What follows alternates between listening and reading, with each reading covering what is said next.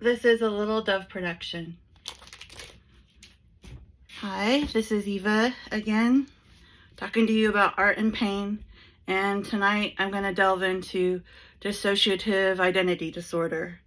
And I'm going to call it DID just because that's the acronym for it. And I'm going to compare it through Crime and Punishment by Fyodor Dostoevsky, which is a Russian novel, probably his most famous one. And I always use Penguin translations in case anybody cares about that. I was going to use several other books, but I realized that there was so much in that particular novel that we could discuss. It was like, why even bring all the other stuff in? All right, so in a nutshell, the story of Crime and Punishment, I'm going to do that first, and then I'll go over DID and their symptoms.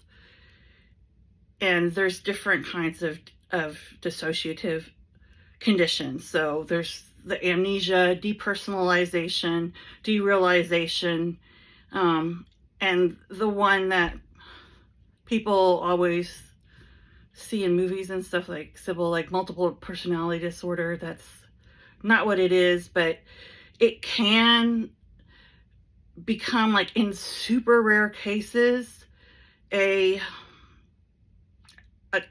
condition like that. And what they call the different personalities, they call them alters. So it'd be like, they don't call them personalities. So it'd be like, this alter was, like a Southern girl, or this alter was like, an angry man or something. And then you would have the different alters coming in based on what circumstance you were involved in. But again, what I want to say about that is so rare and really just overblown to a ridiculous point.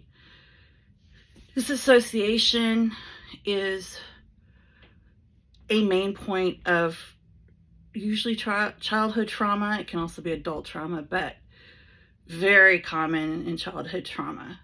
So dissociated states, that's really what I want to talk about, because that's really what happens most. The amnesia part, again, it's like really infrequent. So, like the amazing studies of these certain people where this has happened to, but it's not enough to really, hang a whole, this is all my personal opinion. To me, it's not enough to highlight, the whole disorder on, because it just doesn't happen that often. So